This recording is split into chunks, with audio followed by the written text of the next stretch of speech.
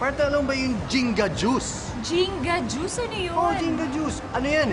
Health drink na meron siya yung dalawa sa pinakamatinding superfood, yung wheatgrass. Alam mo yun? Okay. Guyabanong meron siya noon. Sarap. Tsaka hindi lang yung maganda sa kalusugan, partner. Mas magandang kabuhayan. Ay, gusto ko niyan. Pasukin natin. Healthy na, mayaman pa.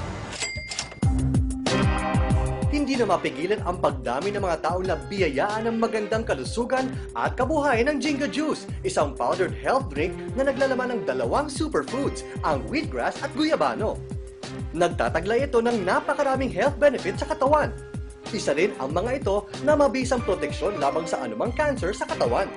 As we all know, guyabano is acclaimed worldwide as the miracle fruit. Bakit wheatgrass, no? Wheatgrass is considered a complete food. All the nutrients that we all need. Of course, we are the best. Jinga Juice is number one. When you come to Jinga Juice, when you buy our products, you can be rest assured po na 100% ang quality ng produkto po natin. At nasa likod ng matagumpay na kumpanyang My Jinga Juice Incorporated ay sila Mauro Rivera, Attorney Florentino Mabasa, at Gary Norman na isang icon sa business industry dahil sa galing nito sa sales at leadership kung saan marami ang na-inspire sa kanyang tagumpay. Ako po ay laki sa mahirap na pamilya. So kami po ay nakatira before dyan sa may squatter area ho ng Pasig.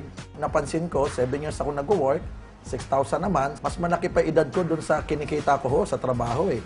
So doon ako nag-isip na ano ho bang negosyo ang pwede ko hong mapasok na para magbago naman ho ang buhay ko. Meron palang isang negosyo na pwede sa mahirap, pwede sa walang mga kapital.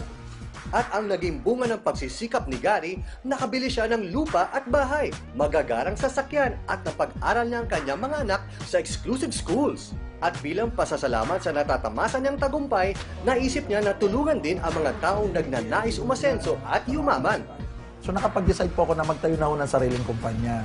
So yun po yung Jinga Juice. Umiikot ako ng buong Pilipinas at nagtotoko ako, nagbabagsak kami ng mga training. Nang sa ganun maranasan din nila yung mga naranasan namin. Gusto ko kasi namin silang matuto na meron ho palang sistemang ganito na kahit mahirap pwedeng magbago ang buhay.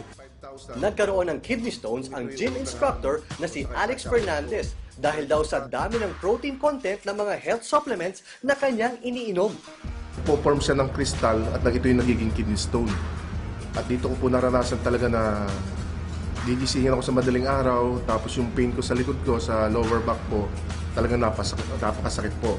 Dumating yung time na talagang himatayin po ako sa sobrang sakit. Mahalang operasyon para matanggal ang kidney stones ni Alex.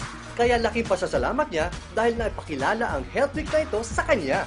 Paawa ng Diyos na talagang ginawa ko siya 3 times a day ko siya iniinom. Talagang nararamdaman ko na mayroong pagbabago sa katawan ko na para bang pag umiinom ako nito, parang may bumababa sa kidney ko.